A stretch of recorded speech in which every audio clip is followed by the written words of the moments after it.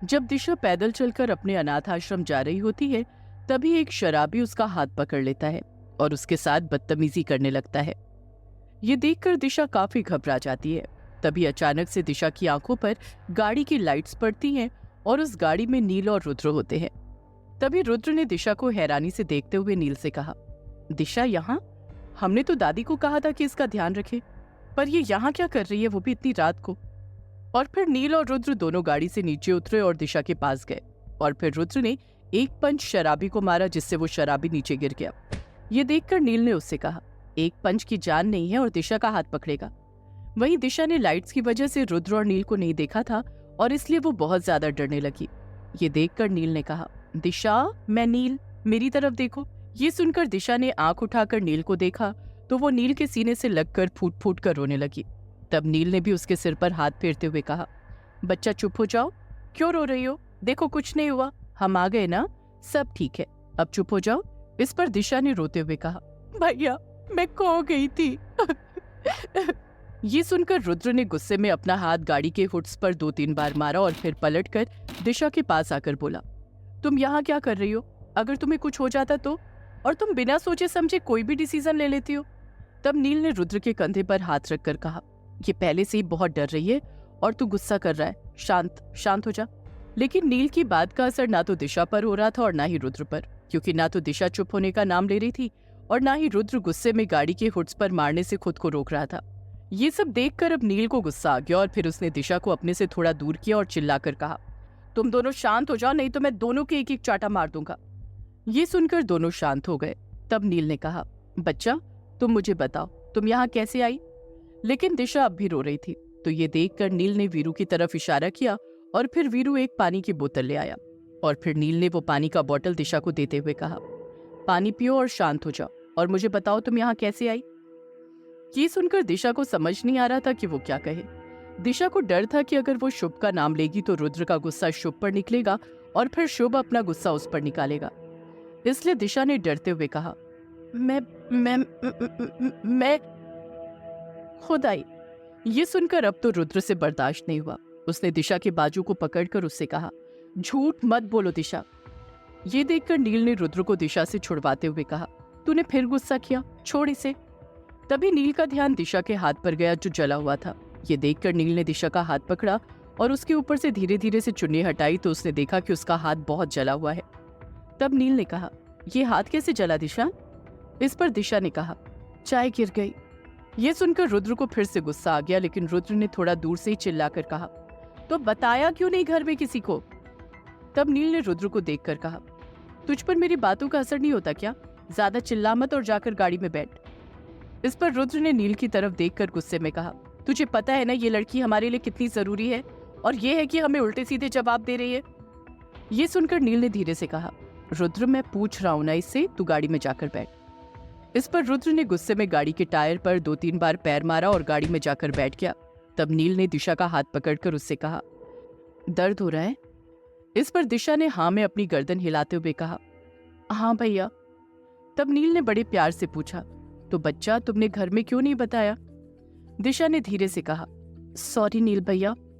तब नील ने जैसे कहकर फर्स्ट एड बॉक्स मंगवाया और दिशा के हाथ पर दवाई लगाने लगा और फिर नील ने दवाई लगाते हुए पूछा, दिशा घर में अच्छा नहीं लग रहा है, वापस जाना चाहती हो? ये सुनकर दिशा ने हाँ में गर्दन हिला दी। तब नील ने कहा, दिशा वापस क्यों जाना चाहती हो? यहाँ रहोगी तो अपनी पढ़ाई पूरी कर लोगी। क्या तुम्हें यहाँ कोई परेशान करता है तो मुझे बताओ, फिर मैं उसकी बैंड बजा दूंगा।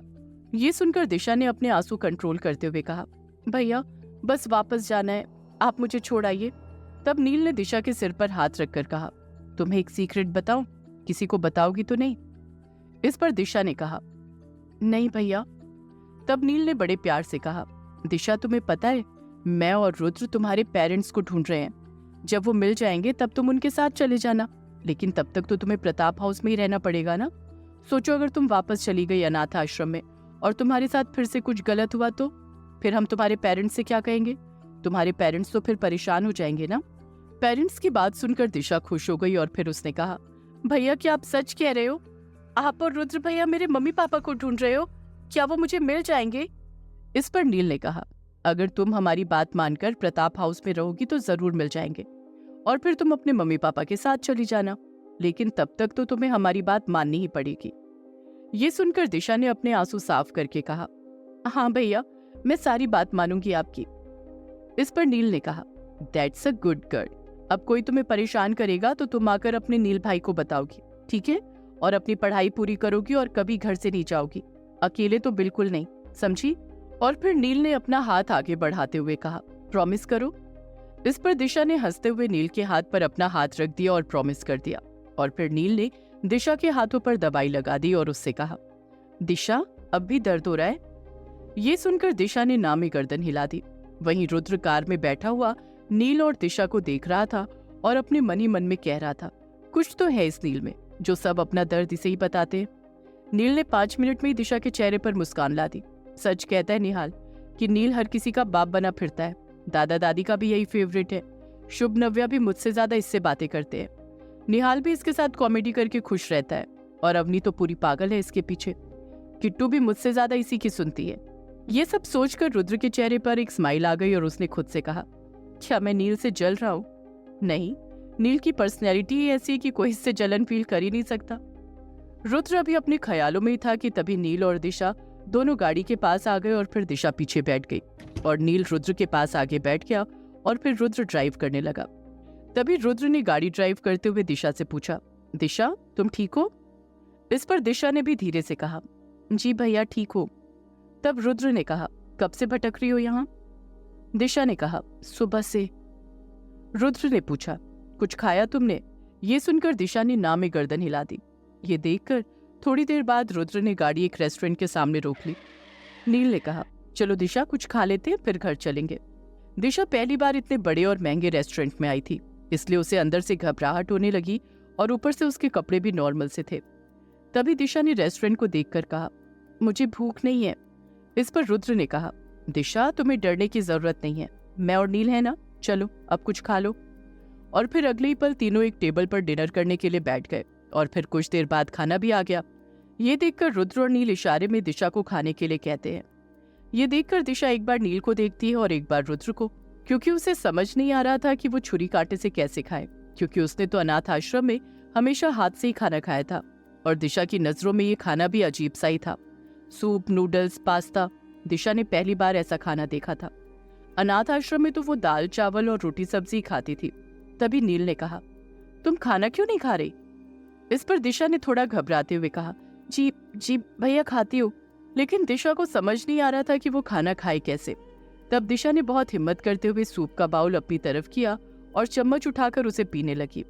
लेकिन जैसे ही उसने सूप लेकर अपने मुंह में डाला तो उसे सूप का टेस्ट बहुत बुरा लगा और जिससे उसका मुंह बन गया। लेकिन उसने रुद्र और नील के सामने ये जाहिर नहीं होने दिया और फिर दिशा ने धीरे से उस बाउल को वापस सरका दिया। तभी रुद्र ने फिर दिशा को देखकर कहा, दिशा, क्या तुम्हें छुरी कांटे से खाना नहीं आता? इस पर दिशा ने ना में गर्दन हिला दी।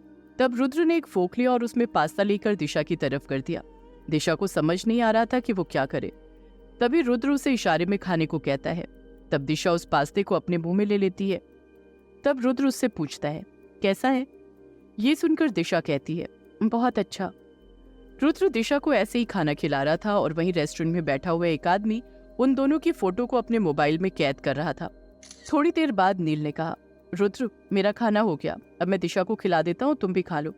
और फिर नील दिशा को खाना खिलाने लगा। रुद्र और नील दिशा को इतने प्यार से खाना खिला रहे थे कि ये सब देखकर दिशा की आंखों में पानी आ गया। इस पर नील ने कहा, दिशा, क्यों रो रही हो? अब क्या हुआ?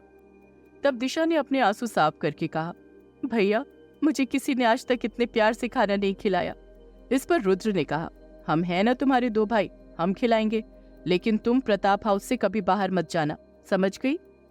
ये सुनकर दिशा ने हाँ में अपनी गर्दन हिला दी और फिर कुछ देर खाने के बाद दिशा ने कहा, बस नील भैया, हो गया, अब नहीं खाना। ये सुनकर नील ने कहा, सच्ची पेट भर गया तुम्हारा? इस पर दिशा ने हाँ में अपनी गर्दन हिला दी और फिर कुछ देर बाद वो तीनों गाड़ी में बैठकर प्रताप हाउस आ गए। वहां आकर रुद्र ने दिशा को बैठने का इशारा किया और जोर से चिल्लाया, दादी। रुद्र की आवाज सुनकर दादी बाहर आई और उन्होंने कहा, तुम दोनों का तो घर में आना मना है ना, तो फिर क्या कर रहे हो तुम दोनों यहाँ? इस पर रुद्र ने कहा, दादी वो सब बाद में, पहले मुझे ये बताओ दिशा घर से बाहर क्यों गई? आपको मैंने कहा था ना दिशा कितनी इंपॉर्टेंट है, उसके बाद भी आपने दिशा का ध्यान नहीं रखा। आपको पता है हम इसे कहाँ से लाए हैं? ये सुनकर दादी ने कहा, रुद्र, मैं आज पूरा दिन घर में नहीं थी और मुझे नहीं पता दिशा कब घर से चली गई। इस पर रुद्र ने गुस्से में नील, अवनी, किट्टू और शुभ को आवाज लगाई और फिर अगले ही पल चारों रुद्र के सामने खड़े थे। रुद्र ने चारों की तरफ देखकर गुस्से से कहा, दिशा को घर से जाने के लिए किसने कहा था? रुद्र का ये सवाल और उसका गुस्सा देखकर चारों सहम गए। रुद्र ये तो जानता था कि नव्या, अवनी और किट्टू ये सब नहीं कर सकती, तो अब बचा शुभ। कुछ ना कुछ शुभ ने किया है, लेकिन उसके पास प्रूफ नहीं था। तब रुद्र ने जलती हुई आंखों से शुभ को देखकर कहा, मैं कुछ पूछ रहा हूं, दिशा को बाहर जाने के लिए किसने कहा था? शुभ कभी भी रुद्र के सामने झूठ नहीं बोलता था, इसलिए वो सच बताने के लिए अपना मुंह खोलता कि उससे पहले ही दिशा ने पीछे से कहा, भैया मैं सच कह रही हूँ, खुद गई थी मैं, क्योंकि मुझे यहाँ अच्छा नहीं लग रहा था। ये सुनकर रुद्र ने पीछे पलटकर दिशा से कहा, दिशा मैं जानता हूँ कि तुम किसे बचाने की कोशिश कर रही हो, लेकिन जिसे तुम बचाना चाहती हो वो बचाने के लायक नहीं है। उसने एक बार भी नहीं सोचा कि तुम लड़की हो। अगर तुम्हारे साथ कुछ हो जाता तो हम क्या करते? क्या करेगा अब रुद्र? क्या शुभ को अपने किए पर पछतावा होगा? कौन है दिशा के पेरेंट्स? जानने के लिए सुनिए ये कहानी सिर्फ पॉकेट एफएम पर।